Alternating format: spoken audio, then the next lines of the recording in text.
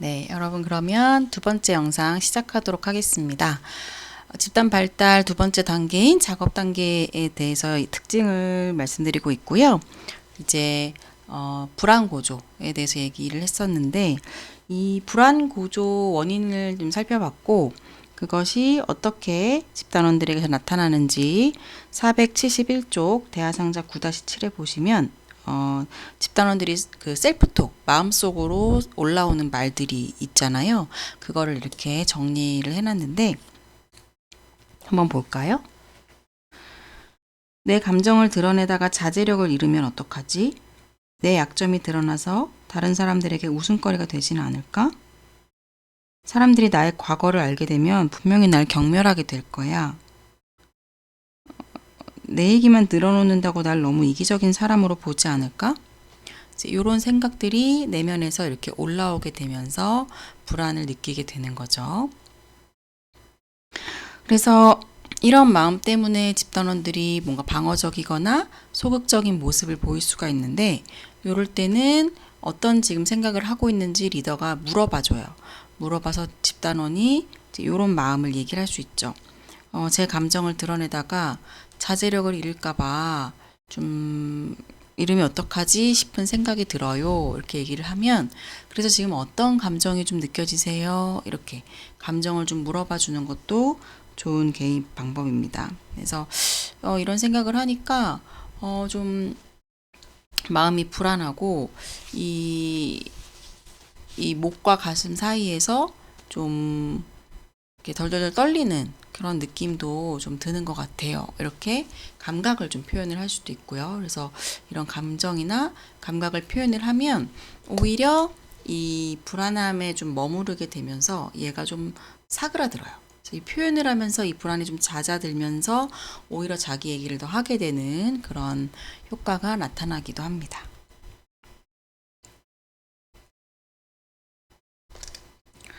그래서 471쪽 그 대하상자 밑에 한 6번째 줄 정도 보시면 이처럼 감정 표현은 집단원의 자기 이해를 돕고 비현실적인 요소를 걸러냄으로써 불안을 감소시키게 된다. 그래서 감정 표현을 시키는 게 중요하다는 것을 보여주고 있고요.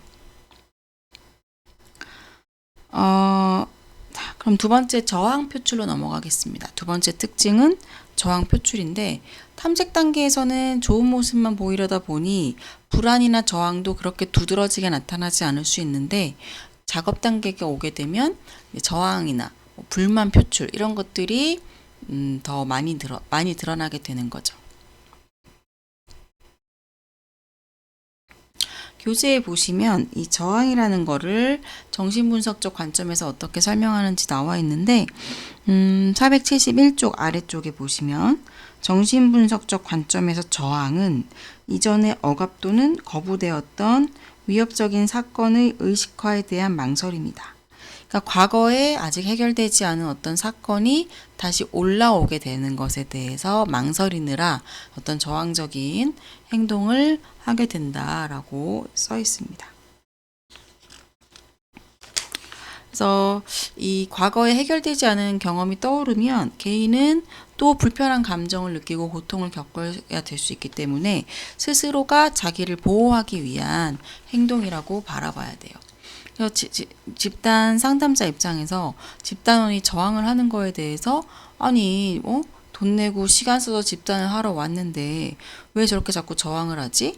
이렇게 부정적인 시각으로 보면 그거에 잘 대처하기가 어렵습니다.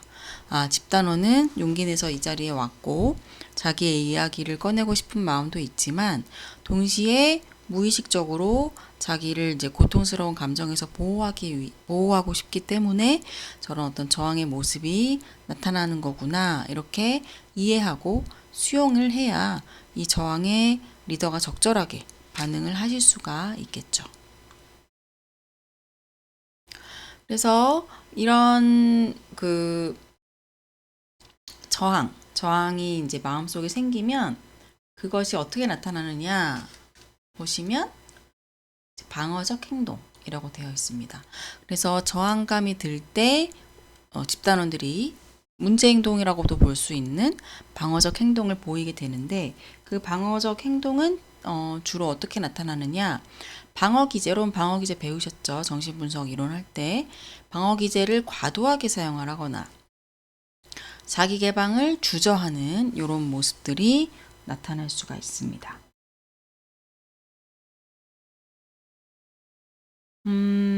472쪽에 보시면 네 번째 줄 뒷부분에 집단원의 저항은 숨은 의도로 인해서 발생하기도 한다 라고 되어 있는데요.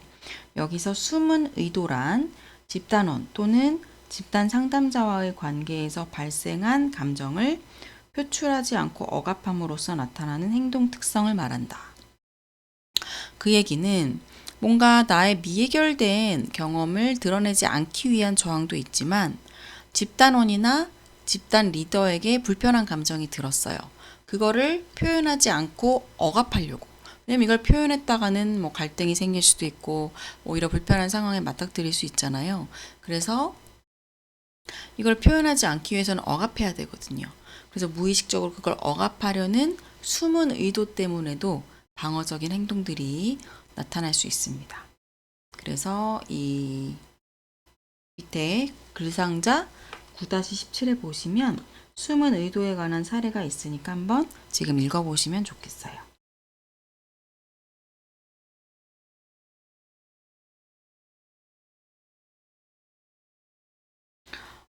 그래서 요 글상자를 보시면 또 알겠지만 집단에서는 마음속에 삼키고 있는 거나 억압하고 있는 게 있거나 금기시돼서 얘기 못하는 게 있으면 집단의 흐름이 막힙니다.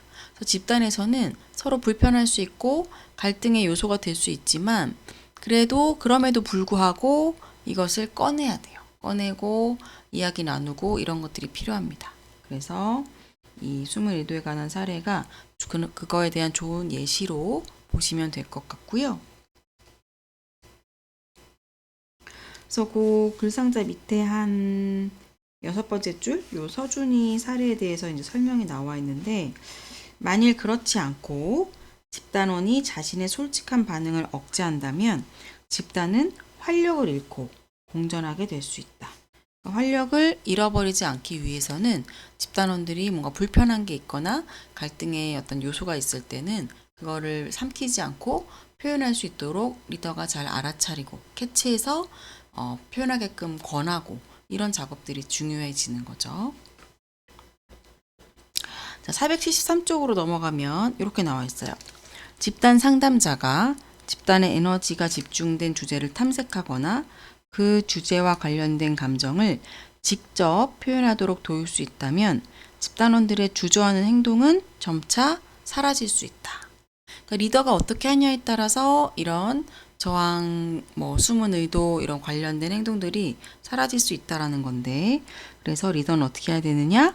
숨은 의도와 관련된 주제를 확인해서 그것과 관련한 집단원들의 생각과 감정을 표출하도록 촉진을 시켜야 되는 거죠. 그러면 이 집단에 지금 뭔가 누군가의 숨은 의도가 작용을 하는지 작용을 안 하는지 빨리 알아차려야지 되는데, 숨은 의도 때문에 뭐가 막혀 있으면 집단이 지루하고 생기가 없고 답답해요. 그래서 이거를 빨리 알아차려야 돼요.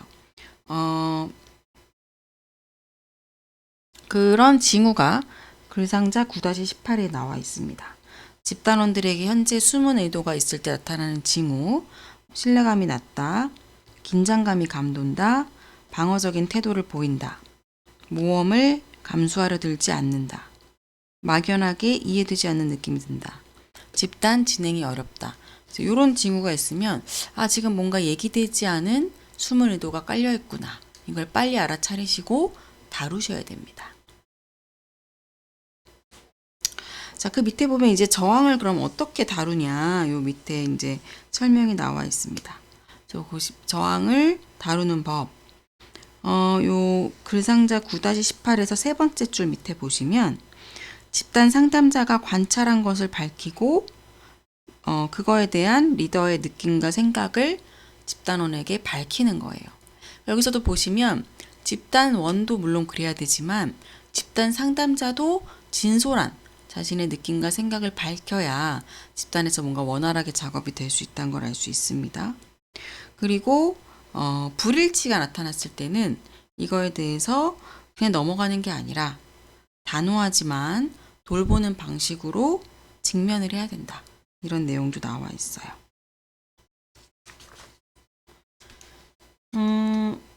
자, 474쪽에 이제 좀 재미있는, 뭐 유용한 또 내용이 있는데, 474쪽 표 9-3에 보면 집단원이 저항을 드러내는 어떤 말들을 했을 때 그거에 대해서 리더가 어떻게 탐색하는 질문을 던져서 다룰 수 있는지 좋은 이제 자료죠. 네, 우리가 실제로 활용할 수 있는 좋은 자료입니다. 살펴볼까요? 집단원이 방어적으로 얘기를 하는 거죠. 이 집단에 있고 싶지 않아요. 그랬을 때 리더가 어떻게 물어볼 수 있느냐? 그러면 지금 어디에 있고 싶나요? 집단에 참여하지 않는다면 지금 무엇을 하고 싶으세요? 이렇게 물어볼 수 있고. 근데 이렇게 했을 때 좀 엉뚱한 대답이 나올 수도 있긴 한데 어쨌든 일단은 이렇게 탐색 질문을 해볼 수 있고, 두 번째, 이 집단에서 제 문제는 그리 심각한 것 같지 않아요. 그랬을 때 누구의 문제가 더 중요하다는 생각이 드나요? 이것도 이제 히어 앤 나우에서 작업할 수 있는 질문이 되겠죠.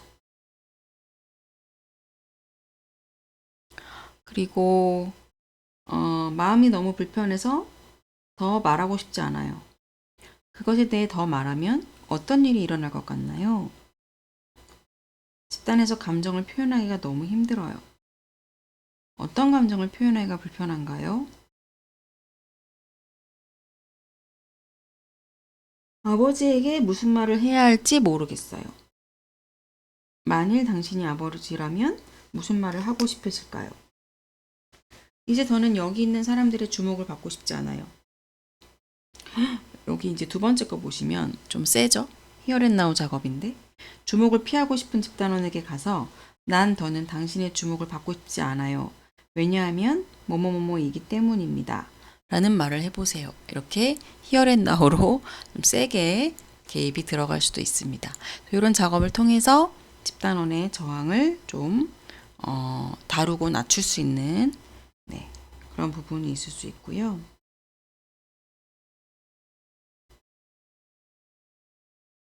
그리고 475쪽 맨 위에 보시면 좀 의미심장한 내용이 들어있는데, 집단 상담자는 집단원의 방어적 행동의 원인이 자신의 리더십 때문인지 아니면 집단원 자신의 문제에 기인하는지를 파악할 필요가 있다.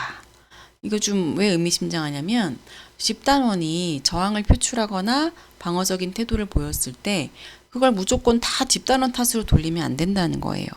실제로 리더가 뭔가 운영에 있어서 미흡하거나 잘 못하고 있는 부분이 있었을 때 집단원이 방어적 태도를 보일 수 있거든요.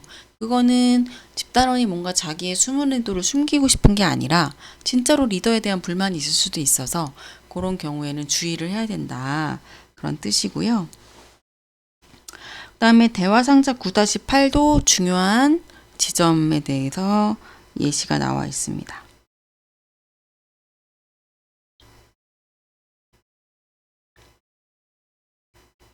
수영이가 난 솔직히 내가 왜 여기 있는지 모르겠어요. 정말 이렇게 지루한 곳에 있고 싶지 않아요. 이렇게까지 세게 얘기를 했어요.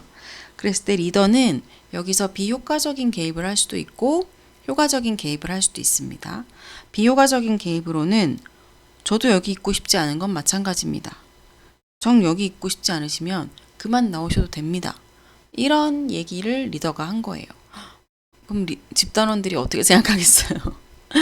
이거는 사실 절대 하지 않으면, 절대 하면 안 되는 개입인데, 실제로 집단을 하다 보면 이런 마음이 들게 하는 집단원의 멘트가 나타날 때도 있어요. 그럼 이제 이 마음이 속에서 올라오지만 참아야죠. 참고, 이거를 참으려면 잠깐 시간이 필요합니다.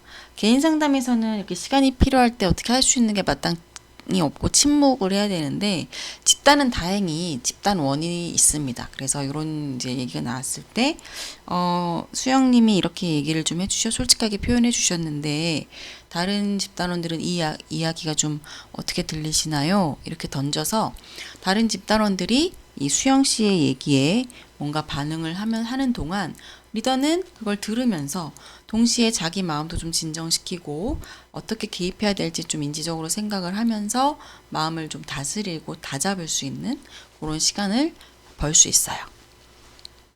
그럼 효과적으로 어떻게 개입할 것이냐? 방어적이지는 않지만 단호한 어조로. 수영이는 여기 있고 싶지 않구나. 그런데 여기에 와야 했던 이유를 좀 떠올려 볼 수 있니? 이렇게 해서 다르게 좀 관점으로 생각해 볼 수 있게 이렇게 질문을 던져주는 거죠.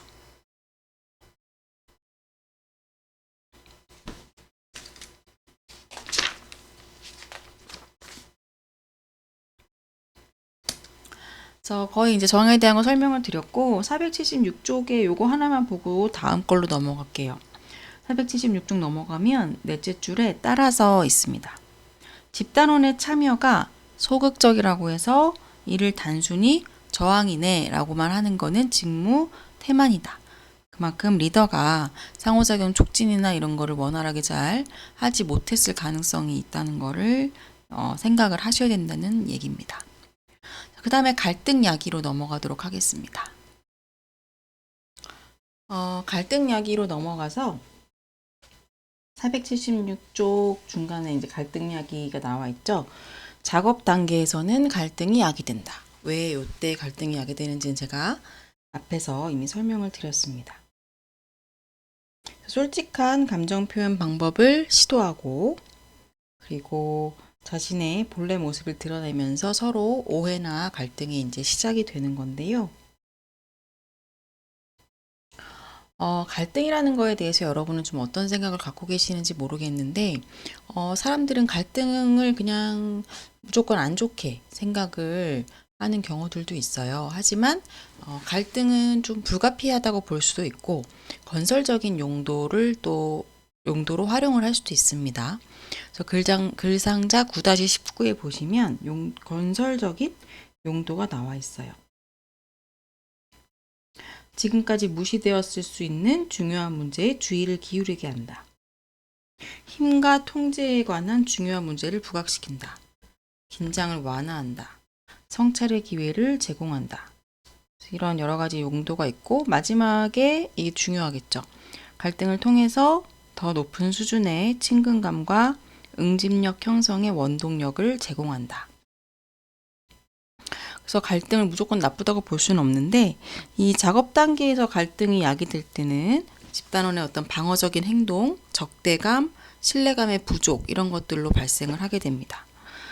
그래서 집단 리더는 상호작용을 촉진을 함으로써 이 갈등을 적절하게 잘 해결할 수 있도록 도와야 돼요. 그래서 갈등이 딱 처음 발생했을 때는 그냥 무조건 놔두면 안 됩니다. 갈등이 발생을 했을 때 갈등 자체는 발생하는 게 뭐 반가운 일일 수 있어요. 너무 집단이 정체되어 있거나 표현되지 않던 갈등이 터진 거면 좋은 건데 그렇다고 그냥 놔두면 서로 막 적대적이고 공격적인 얘기가 오갈 수 있거든요. 근데 그걸 그냥 놔두는 거는 좋은 건 아닙니다. 어떻게 해야 되냐? 그건 일단 차단을 시켜야 돼요. 차단을 시키고 이 갈등으로 인해서 공격적인 말 말고 나의 메시지, 내가 뭘 느꼈고 내가 뭘 원하는지로 표현하게끔 돌려서, 그러니까 갈등을 표출은 시키되 서로 막 상처 주고 공격하고 이게 아니라 그거를 건설적인 방법으로 말하기를 하는 훈련을 또 같이 시키는 거죠. 네. 중재를 위한 지침 9-20을 보시면 표출된 감정을 반영해주고 다른 집단원들도 이 갈등을 보면서 느끼는 거를 서로 이야기 나누도록 하고요. 4번 중요합니다. 배려하지 않는 행동, 공격적 행동은 차단을 해야 돼요. 6번도 중요해요. 그 6번은 서로에게 직접 말하게끔 한다는 게 집단에서 그냥 기본적으로 원칙? 어쨌든 중요한 부분인데 리더가 있고 집단원들이 있어요. 그랬을 때 이 A하고 B 사이에 갈등이 있었을 때 A도 B 때문에 너무 불편하다. B도 A 때문에 너무 불편하다. 이러면서 서로 갈등이 야기가 됐는데 이랬을 때 리더는 A 보고 불편한 걸 B에게 직접 말하라고 개입을 해야 되고요. B에게도 불편한 걸 A에게 직접, 리더에게 말하는 게 아니라 A에게 직접 말하라고 이렇게 지침을 잘 주셔야 됩니다. 갈등에 대한 부적절한 개입의 예시가 대하상자 9-9에 나와 있어요. 읽어보시면 좋을 것 같아요.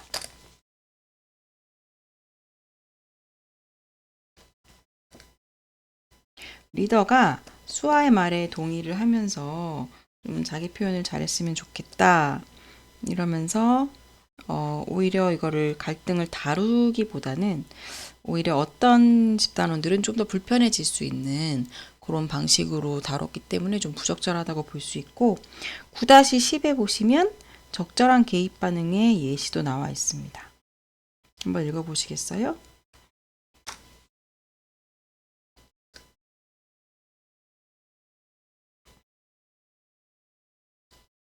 이렇게 반응을 할 수 있고 그리고 9-11도 한번 읽어보시고요. 여기 리더의 반응이 여기가 좀 요 9-11의 리더 반응이 좋은 반응입니다. 기현 씨, 지수 씨의 말에 대한 반응에 대해 좀 더 말씀해 주세요. 보세요. 지수 씨의 말이 기현 씨에게 어떻게 영향을 주고 있는지에 대해 말씀해 보세요. 그러니까 상대방을 공격하라는 게 아니라 당신에게 어떤 영향을 주고 있는지 얘기해 봐라. 이게 이제 갈등을 다루는 좋은 방법이에요. 자, 그 다음에 이제 집단 상담자에 대한 도전도 작업 단계에 나타나게 되는데요.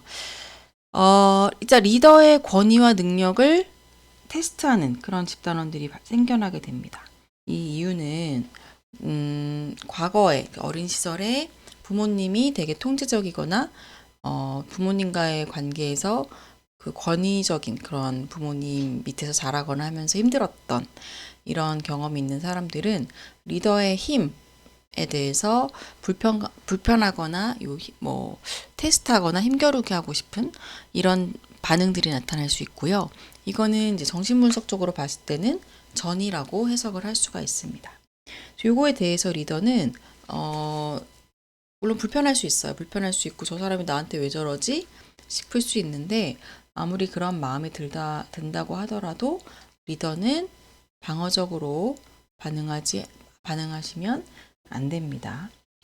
저 교재의 내용 보시면 방어적인 반응의 예시가 있고 촉진적인 반응의 예시가 있어요. 그래서 두 가지를 다 읽어보시고 이렇게 하면 안 되는구나. 이렇게 하는 게 바람직하구나. 요거를 좀 배우시면 좋겠는데요. 방어적 반응을 보면 정화가 솔직히 이 집단에 참여해서 얻은 것이 별로 없는 것 같아요. 지난번 집단은 이 정도까지는 아니었거든요. 저도 이런 반응을 실제로 들어본 적이 있습니다. 그랬을 때 리더 되게 당황하고 어떻게 해야 될지 혼란스러운데 리더가 어떻게 얘기했나 볼까요? 정화 씨가 집단 상담자라면 이보다 더 잘할 수 있다고 생각하시나 보죠? 매우 방어적이죠. 리더 두 번째, 그렇지 않아도 말하려던 참이었는데 그런 말씀을 하시기 전에 정화 씨가 좀 더 적극적으로 참여했다면 그 느낌이 달라지지 않았을까요? 그러니까 정화 씨처럼 얘기를 하면 리더도 이런 마음이 올라옵니다. 하지만 이거는 방어적인 반응이니까 이렇게 하면 안 된다. 밑에 그럼 촉진적 반응을 볼까요? 정화 씨는 집단에서 얻고자 하는 것을 얻지 못해 매우 실망스러운가 봐요. 혹시 제가 다르게 행동해 주면 좋겠다는 게 있으실까요? 두 번째, 정화 씨가 이 집단에 바라는 점을 말씀하셨는데 이 집단에서 지향해야 될 것이 뭐라고 생각하세요? 이런 식으로 리더가 자기를 좀 방어하기 위한 그래서 자기를 방어하기 위해서 상대를 좀 공격하는 이런 반응을 하지 않고 이 정화의 마음에 더 초점을 두고 어떤 마음인지 더 들여다보는 이런 반응이 촉진적 반응이다라고 볼 수가 있는 거죠. 481조 그 대하상자 밑에 보시면 두 번째 줄에 집단원의 도전은 집단 상담자에게 결코 유쾌한 일은 아니다. 실제로 겪어보면 그렇습니다. 되게 곤란하고 어떻게 해야 될지 좀 어려워요. 그렇지만 집단원의 솔직한 감정 표출에 쉽게 동요되지 않고 비방어적으로 경청하고 반응해서 집단의 발전을 꾀하면 이 집단원들에게는 아주 훌륭한 좋은 모델이 되는 거예요. 누군가 나에게 비난하듯이 얘기를 했는데도 방어적으로 하지 않고 그 사람의 마음을 더 물어봐주는, 사실은 되게 성숙한 반응이죠. 이런 것들을 모델링을 또 해줄 수가 있습니다. 자, 그러면 두 번째 영상 작업 단계의 특징은 여기까지 하고요. 세 번째 영상부터는 작업 단계에서의 집단 상담자의 임무에 대해서 설명을 드리도록 하겠습니다.